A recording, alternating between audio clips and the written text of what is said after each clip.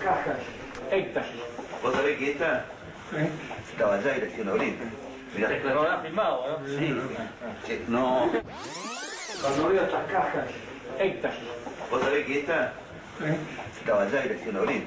Mirá. No la has filmado, ¿no? Sí. Sí. No. Te crachó. Este le metieron taladro. Bueno, una de las repercusiones que tuvieron las declaraciones de la señora ante la Universidad de Harvard, que es el tema central de la Argentina, ¿no? La Argentina silenciada y silenciosa, fue el aspecto de la explicación de su crecimiento patrimonial, ¿no? Que ella dijo, no, esas cifras están mal. Sin embargo, en tribunales dijo que esas cifras estaban bien. Algún problema hay ahí. Esto ocasionó una denuncia del doctor Enrique Piragini, que está con nosotros en línea. Doctor Piragini, ¿cómo le va? Buen día. Un gusto, buen día, doctor Venegas. ¿Cómo está usted? Bien, gracias por atenderlo. ¿Cómo fue? Cuéntenos el tenor de su denuncia. ¿A qué se debe?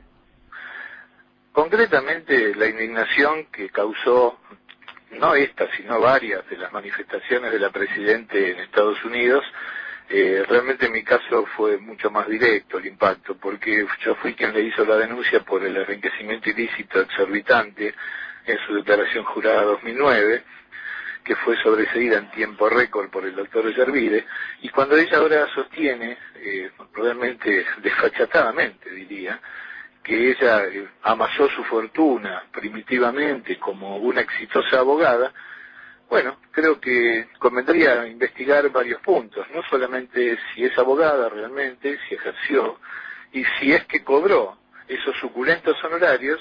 Lo correcto es que en algún momento tiene que haber tributado alguna clase de impuesto, a las ganancias o los ingresos locales en el lugar donde se desarrollaba tan prestigiosa carrera, según ella misma dijo. Así que creo que bien valdría la pena que la justicia echara un vistazo sobre todo el movimiento económico patrimonial de la Presidenta de la Nación, considerando su expresa confesión, como usted bien apuntó, de que, bueno, si fueron revisadas las cuentas y estaba todo bien, ella no entendía por qué alguien le podía cuestionar el exorbitante crecimiento patrimonial.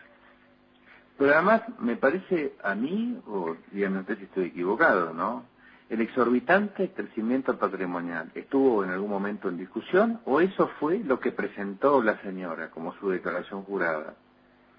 Bueno, ahí está el tema. Yo consideré en su momento que la declaración jurada era un triste reflejo, vamos a decir formal, de la verdadera fortuna que obtiene el matrimonio presidencial, porque en su momento nadie investigó profundamente y prontamente el doctor Ollarvide se contentó con esa simple manifestación avalada por una experticia vergonzosa por parte de los peritos de la Corte Suprema y no indagó cada uno de los asientos contables que figuraban en esa amañada declaración jurada. En consecuencia, hay puntos que son tan flojos en el patrimonio de la Presidenta, por lo menos en cuanto al origen, que ameritan no solo investigar cuáles fueron las declaraciones juradas presentadas, sino el origen de esos fondos, de dónde proceden, si no hay lavado de dinero, tráfico de influencias. Fíjese que ella misma también dijo ayer desfachatadamente que no había cepo cambiario y que quedaba mal que una persona, porque se le antojara comprara $2 millones en un año. Y hay que recordar que Néstor Kirchner, utilizando información privilegiada por su posición al lado de la Presidenta, claro, compró casi 2 millones de pesos menos $1 en un día. Así que creo que no resiste el menor análisis esta situación. Pero lo más cómico de todo esto, y ahora se lo comento... Necesito como precisión, sí, ¿qué es en lo que ella afirma en esta investigación? ¿De cuánto fue su crecimiento patrimonial? En las declaraciones que firma ella misma, ¿no? Sí. Bueno, lo que pasa es que en este momento, con la excusa de que hubo una sucesión de por medio, por el ausente con presunción de fallecimiento de Néstor Kirchner, a ella se le habría reducido...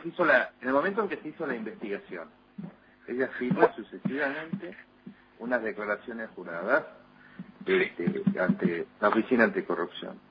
En esas declaraciones dadas, lo que ella afirma que su fortuna aumentó, no importa si está justificado, si ganó el loto, qué fue lo que pasó, ¿de cuánto es el incremento? En el caso caso de mi denuncia, concretamente por el año 2008, es el 158%. Lo que pasa que no se olvide que ella venía arrastrando investigaciones por declaraciones juradas amañadas anteriores que le habían hecho otros colegas, como el doctor Moner Sanz, que, bueno, lamentablemente, al haber estado en manos del doctor Canicova Corral, también corrió la misma suerte que la investigación trunca del doctor Ollarvide. Pero el patrimonio presidencial subió más de un 3000%.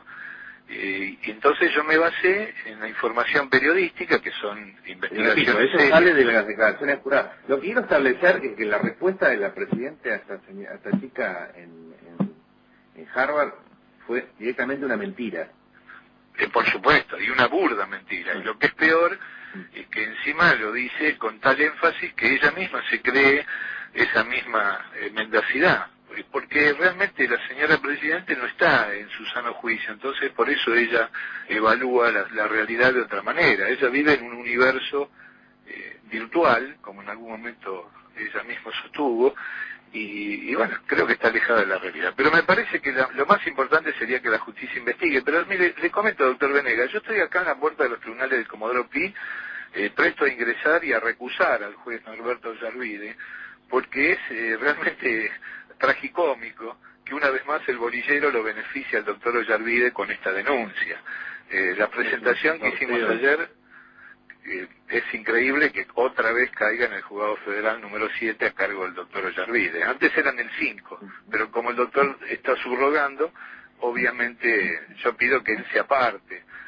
Seguramente lo hará por violencia moral, porque tanto se habló del escandaloso sobreseimiento que lo mínimo que tendría que hacer si tuviese un poco de decoro es dejar la causa tal como hizo con el secretario de Comercio Guillermo Moreno, según dijo él, por violencia moral.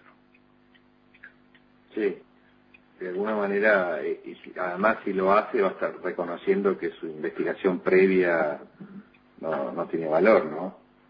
Mire, yo creo que mi excusa para que él se recuse en el expediente es que no tiene imparcialidad, que es una condición básica y fundamental de cualquier magistrado.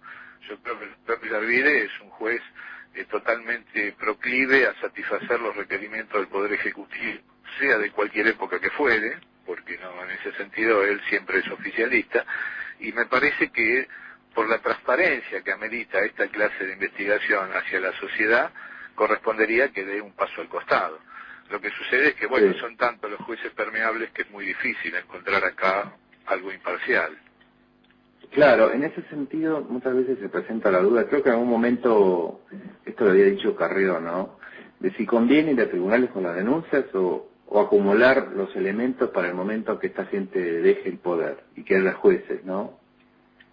Mire, porque de alguna manera lo que está ocurriendo es como que se están autoamnistiando, ¿no?, con los jueces. No, mire, doctor, yo tengo la teoría y la sostengo académicamente, que es la teoría de lo que se denomina la cosa juzgada írrita o formal, meramente formal. O sea, yo creo que acá todas estas investigaciones en algún momento van a ser reflejadas en un expediente judicial serio donde se investigue. Lo que pasa es que si esperamos esa situación y corremos el riesgo de que fraude mediante se sigan manteniendo en el poder esta caterva que ha asaltado a través de las urnas, manipulando los resultados del sufragio, como es previsible que vuelva a suceder igual que el año 2011, yo creo que esperar eso es como decir, bueno, cuando mis nietos vayan a la facultad que sigan la causa adelante, ¿no? Porque tristemente acá hay un futuro casi sospechoso de que va a haber una reelección indefinida. Y esto lo digo con suma tristeza, como hombre de derecho y como ciudadano y como padre y como abuelo, porque no quiero para mis nietos, ni mis hijos, ni mi familia que vivan bajo el sometimiento de una dictadura bajo apariencia de la democracia. Sí, sí, bueno, la reelección indefinida es la impunidad indefinida también, ¿no? Ahora, dentro de... Usted también denunció, hay unos militantes de la Cámpora que van a ir a apoyar a la dictadura también en Venezuela, ¿no? No les es suficiente con lo que tienen acá. Hizo una denuncia al respecto, cuéntenos. Sí, justamente cuando hace un mes atrás me llega la información de que militantes kirchneristas habían viajado a Venezuela, y de esta semana misma ya salieron los medios públicamente que hay otros dirigentes o pseudo dirigentes, también simpatizantes del kirchnerismo y por ende del chavismo, que han viajado a Caracas. Se me ocurrió preguntar quién sufraga esos gastos, porque si encima lo paga el Estado Nacional Argentino sería totalmente vergonzoso. Y si lo hace, como dicen por ahí, que lo está pagando el mismo Chávez, me parece que estamos en presencia de lo que sería una especie de asociación ilícita internacional, porque no sé qué tienen que ir a hacer acá a Venezuela militantes kirchneristas como para ayudar a un proceso eleccionario donde obviamente la proclividad del Estado argentino es en favor de la reelección de Hugo Chávez.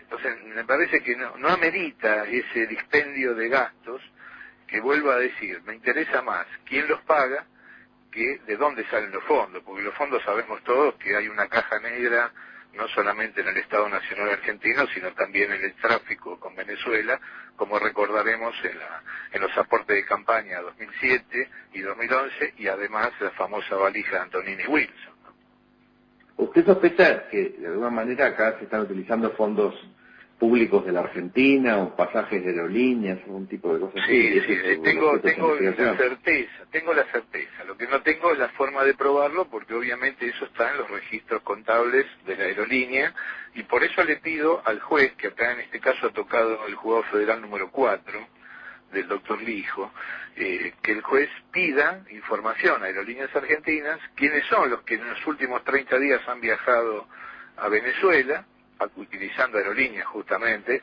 para saber quiénes son, qué pagaron y bueno, qué méritos tienen como para hacer esta clase de turismo internacional, ¿no? Me parece que... seguramente muchos de ellos serán empleados públicos, ¿no? También. Supongo que la gran mayoría, sí, yo creo que la gran mayoría son esta clase de entenados que tenemos manejándose con la caja que manipula el gobierno nacional con puestos de trabajo virtuales o ñoqui, porque la gran mayoría depende de planes no trabajar o planes de asistencialismo, clientelar puro, así que supongo que no son gente idónea ni expertos en politología o contadores públicos o escribanos o cualquier clase de persona que pueda tener méritos e idoneidad para controlar un proceso electoral. Creo que la mayoría son gente que son de barricada, que son fuerzas de choque, y no me cabe la menor duda que la mayoría son de la cámpora, ¿no? Como de Colina o de Miles, esos especies de reductos del oficialismo formal y real que tiene la Argentina. Bueno, el otro día la Presidenta también dijo que hay leyes en la Argentina que impiden la información sobre datos de inflación si no son veraces. Parece que no son leyes que abarquen al Estado, sino a los demás cuando dicen la verdad. ¿Cuáles son esas leyes, no? ¿Qué es su opinión sobre esto de llamar a Delco y decirle que no publique más los índices de inflación? Bueno, mire, sobre eso yo tengo una postura tomada. Yo creo que el derecho a la información que tenemos los ciudadanos de ninguna manera está ni puede ser cercenado por ninguna normativa, y mucho menos por una ley de información pública que existe en el país y que no se respeta. Lo que pasa es que el primero que no lo cumple es el Estado Nacional, que se niega a dar información de muchas cuestiones sensibles que hacen al funcionamiento del Estado y a la manipulación de fondos públicos. Yo creo que de ninguna manera... ¿El delito de extorsión y de abuso de poder sigue existiendo o ya quedó derogado? Claro, yo le iba a decir eso. Mire, usted bien sabe, doctor, que en derecho hay una famosa frase que se refiere a esto, que es el diuturnus usus. Cuando una normativa no se aplica sistemáticamente es como que queda derogada en la práctica. Acá hay muchos delitos que parece ser que en la etapa kirchnerista que vive el país no se cumplieran. No solo hablemos del enriquecimiento ilícito, sino del tráfico de influencias, violación de los derechos de funcionario público. Pero además a mí lo que más me preocupa en el tema de la información que se brinda a través del manipulado INDEC con K final, es que eso para mí es técnicamente lo que se llama el delito de sabotaje, porque se está destruyendo una información sensible y fundamental para el desarrollo económico, industrial y social de la nación.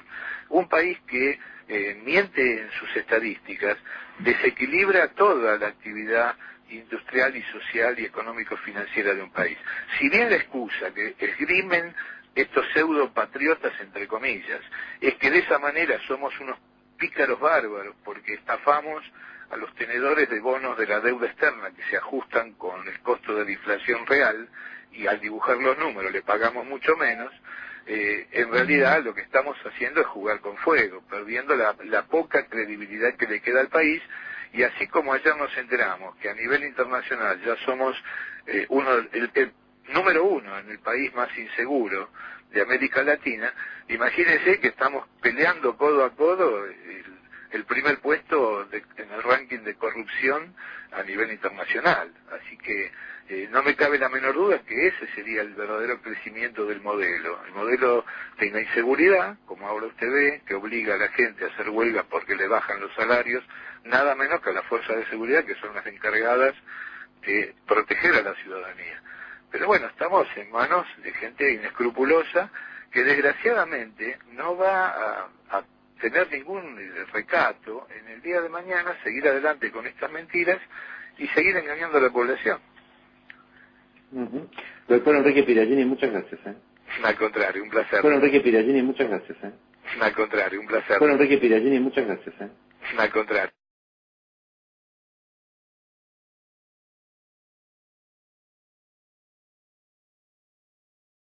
Yo qué carajo sé, yo qué carajo sé, yo qué carajo sé, yo qué carajo sé, yo qué carajo sé, yo qué carajo sé, yo qué carajo sé.